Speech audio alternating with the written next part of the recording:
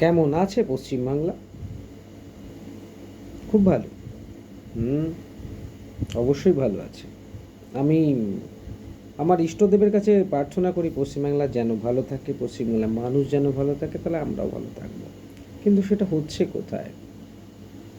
ভগবান যেমন আমাদের সাধারণ মানুষের কাছে খুব দুর্মূল্যের বিষয়, ঠিক সেই রকমভাবে আজকের ডেটে সমাজ ব্যবস্থায় একটু ভালো থাকা, শান্তিতে থাকা, একটু সেফ থাকা তার থেকে বেশি দুর্মূল্য বোধ হয়। অনেকে ভাববেন আমার এই ভিডিও দেখে আমি সবসময় সরকারের বিরুদ্ধে কথা বলি, না এমনটা নয়। সরকারের বিরুদ্ধে যে কথা বলি সেটা নয়, যেটুকুনি বুঝি সেইটুকুনি, যেটুকুনি ঠিক মনে হয় সেটুকুনি বলার চেষ্টা করি। ওই জন্য আমার ভিডিওতে ভিউ হয় না সেরকম। আর ইউটিউবে ভিউ কিংবা ওর জন্য আমি ভিডিও বানাই না। তা বলে যে আশা রাখি না যে আমার ভিউ মানে হবে না কিংবা হোক, এরকমটা এটাও ভুল। করি যখন একটু তো আশা করি যে একটু ভিউ হোক, মানুষ কথাগুলো বোঝার চেষ্টা করুক। তো দেখা যাক আর কি হবে। দুদিন আগে পশ্চিমবাংলাতে যারা চাকরিহারা, মানে যাদের চাকরিহারা বলবো না, ওরা তো চাকরিহারা নয়, ওরা যোগ্য চাকরি প্রার্থী ছিল, যাদের ক্যাশ গোজার জন্যে চাকরিগুলো হয়নি, অন্যরা পেয়েছেন, যদিও তাদের কিছু লোকের চলে গেছে।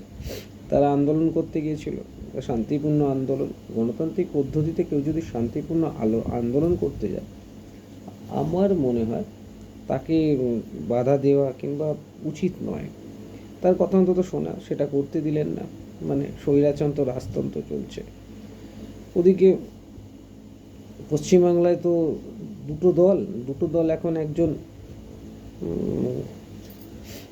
হনুমান নিয়ে নাচানাচি করছেন, বজরংবলী হনুমান, তারা একটা হিন্দু হিন্দু ভাব রব তোলার চেষ্টা করছেন একদল।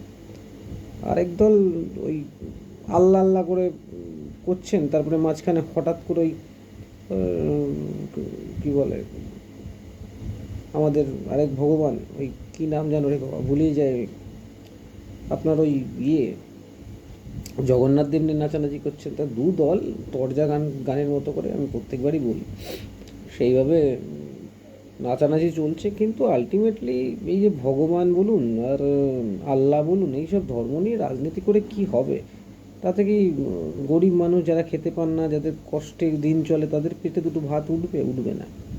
আপনারা তো বুঝবেন না, আপনারা তো নেতার কথায়, ওর কথায় দাঙ্গা বাঁধাবেন। মুসলিম ভাববে 10টা হিন্দু মেরেছি, আমি খুব বড় কাজ করেছি, আল্লাহর মানে জান্নাতে যাবেন।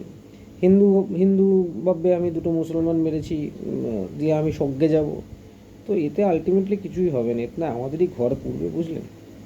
এটা বোঝার চেষ্টা করুন। এসব করে কিছু হবে না। আলটিমেটলি এইসব লড়িয়ে, হিন্দু মুসলিম লড়িয়ে, ওই আপনি বিজেপি বলুন, নাম করেই বলছি, বিজেপি বলুন, তৃণমূল বলুন, ওদের নেতাদের ফায়দা উঠবে। আপনার কি হবে? কিচ্ছু না। আপনি যেখানে ছিলেন সেখানে আপনাকে ওই খাটিয়া খাইতে হইবে, আর লুটিয়া শুইয়া বইতে হইবে।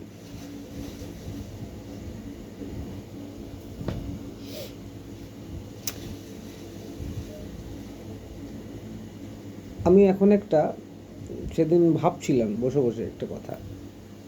আগের মন্ত্র ছিল ইনকলাব জিন্দাবাদ, এখন তার সঙ্গে একটা যোগ করেছি আমি, ইনকলাব জিন্দাবাদ।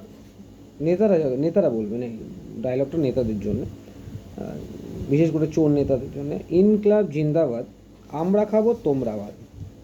মানে আমরা খাবো, জনগণ বাদ। বুঝেছেন? জনগণের, দেখুন না, এরা কেন বলেন তো জনগণকে খেতে দিতে চায় না? দেখুন, খেতে দিলে পেট যদি শান্তি হয়, তাহলে ভালো করে পড়াশোনা করে শিক্ষিত হয়ে যাবে, বুঝে যাবে এদের চাল। তো শিক্ষিত হতে দেওয়া যাবে না। সেই হীরক রাজার দেশে শ্রমিকে দিলে শ্রম, যেন তারে ডরে জন। যেন না জানার আর শেষ নাই, জানার চেষ্টা বৃথা তাই। বুঝলেন? তো এই হচ্ছে ব্যাপার পশ্চিমবাংলার। আর কি বলবো? আর কিছু বলবো না, আজকের ভিডিও এইটুকুনি। আপনারা একটু সজাগ হন, সচেতন হন, সামান্য স্বার্থের জন্য বিক্রি হয়ে যান না প্লিজ। নমস্কার।